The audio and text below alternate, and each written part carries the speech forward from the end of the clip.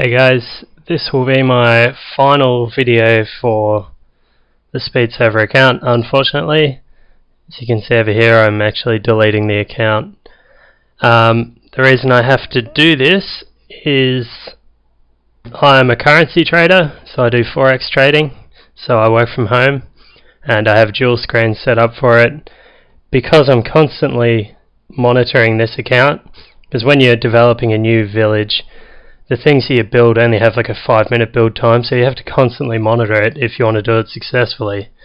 And it's making me miss setups, and I'm not watching much arts like I should be, so it's just not worth it. My career is more important than this speed server. I'll still play on the AU3 because you can just monitor it for 20 minutes every few hours, or whatever, as much or as little as you like, and you can still be successful, but yeah, the speed server, you have to do a bit too much work for my liking. I wish I could manage both, but I guess I just don't have the self-discipline to close this down and carry on with my currency trading, because I trade for about 8 hours a day.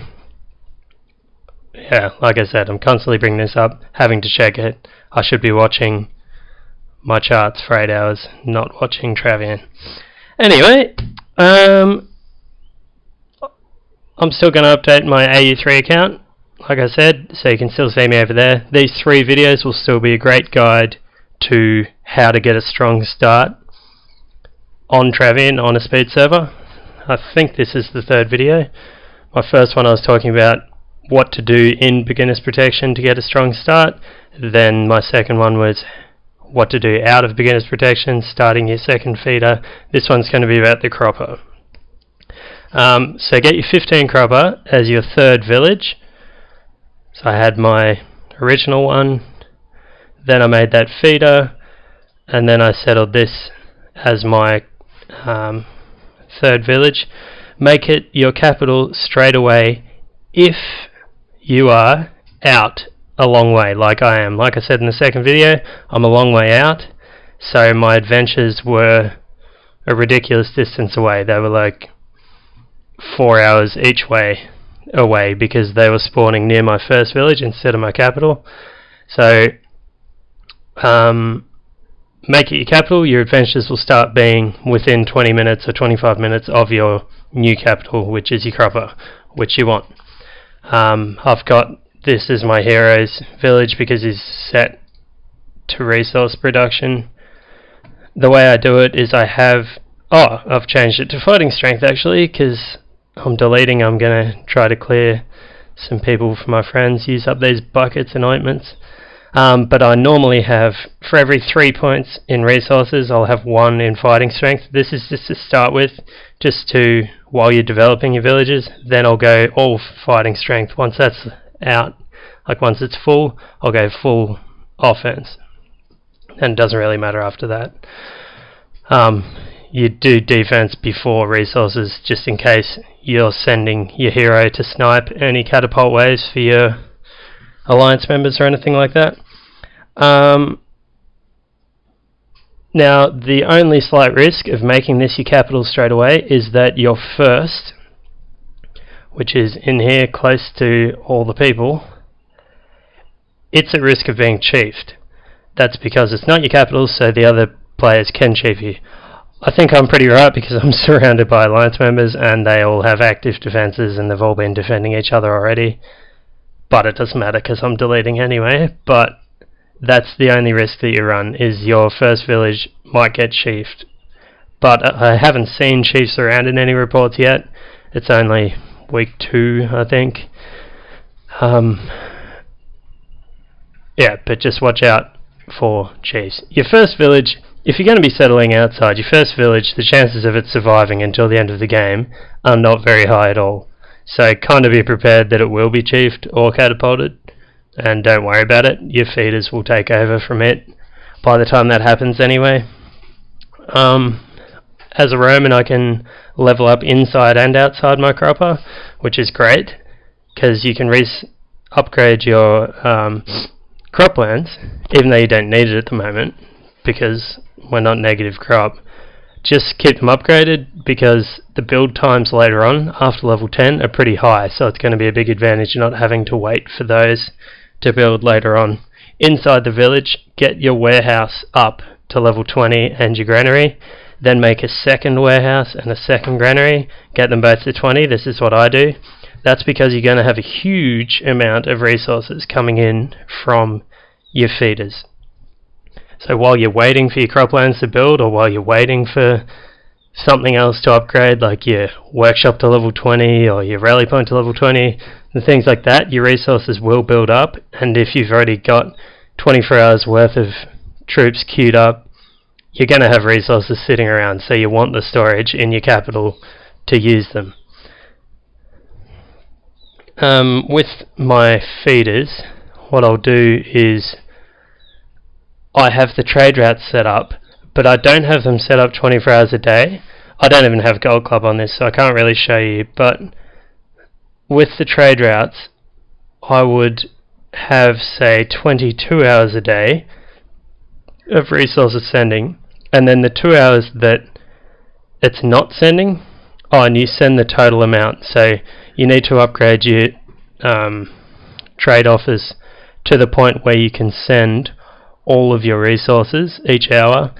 The 2 hours that don't get sent, that's used just to throw a small celebration, just so that your feeders are always giving you culture point production to make more feeders later on. Just leave 2 hours of no trade routes. It'll be the perfect amount of resources to throw a celebration every day.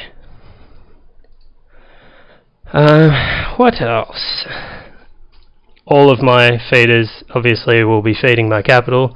I'll leave one feeder later on when I'm at like 5 villages. I'll have one feeder that doesn't feed the capital. It's used to develop the new village, so you're constantly sending resources to your new village so you can have it upgrading all the time. Speaking of, I'll upgrade a tile. I don't know why I'm still upgrading this stuff I'm deleting. It's just a habit. Anyway, one of the villages will be feeding the new village.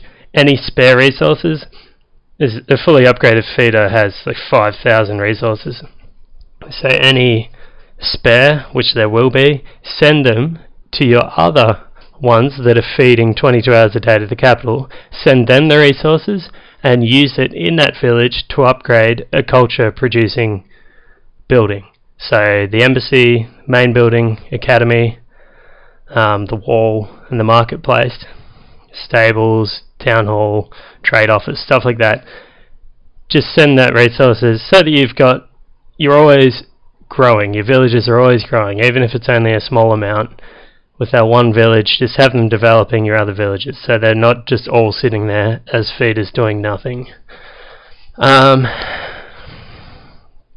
try to think of everything so that since I'm not going to be updating this anymore, so that I'm covering everything. Don't want the video to go for 25 minutes though. In the cropper, once you've got your warehouse and your granary to 20, and you've got all the resources coming in, try to get your barracks to 20 as soon as possible, your stables, your smithy, your workshop. Try to get them all to level 20, as well as your rally points so that your catapults are the most effective, your hero mansion so that you can get your oasis. But yeah, your barracks, stable, smithy, workshop and rally point need to be at 20. Once they're all at 20, start building troops 24 hours a day and get as many feeders to constantly be feeding the 24-hour a day production from all of those things. So you're going to be making rams and catapults 24 hours a day, your EIs if you like those, or ECs if you prefer those. I like EIs just because they're better. The build times and stuff, I just prefer them. And your Empyreans 24 hours a day. Once they're all done and you do have enough feeders for that, then I'll start settling croppers as feeders so that the trade routes are sending in big amounts of crop every hour into my capital. It just means you can build more troops without having to worry about them starving later on. If you really want to go to the extreme, which a lot of players do, especially on speed servers, if you've got enough feeders that you can start a second hammer, then do that. What you'll do is you'll settle something like this, like a 3, 4, 5, like 3 wood, 4 crop, 4 clay and 5 iron. Have a hammer building out of this. The advantage is it's a super fast hammer. You've got your great warehouse and your great stables. Your great barracks and your great stables, because it's not your capital. You can build twice as fast. So have this as your disposable hammer.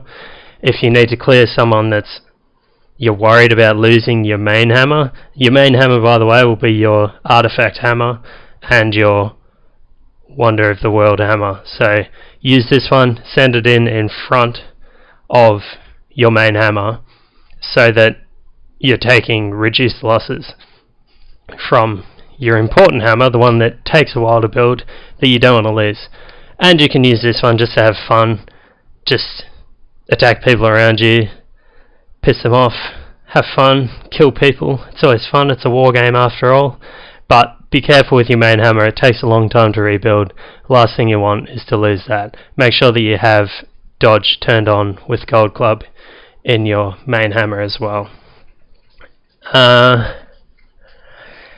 So once you've got all the feeders for this, you've got some croppers feeding it as well. Just be warned that people might try to chief your croppers, so it's worth having a defensive player near you that can defend stuff like that.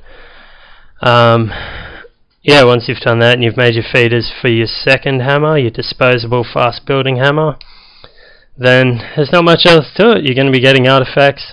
I like to get the 50% crop artifact for obvious reasons. You can build a way bigger hammer. I don't really need the speed one, the troop speed one, just because you're not planning on losing your hammer anyway. Not this one anyway, and your disposable one's fast enough by itself. Like I said at the start, use these 3 videos as a guide on how to get a strong start on the server, but I'm deleting, so I won't be updating it anymore. You can still see my videos on the AU3 account. I hope this has been helpful. If you need anything at all, just write a comment below and I'll answer any questions in my AU3 video that I do next. Cheers guys.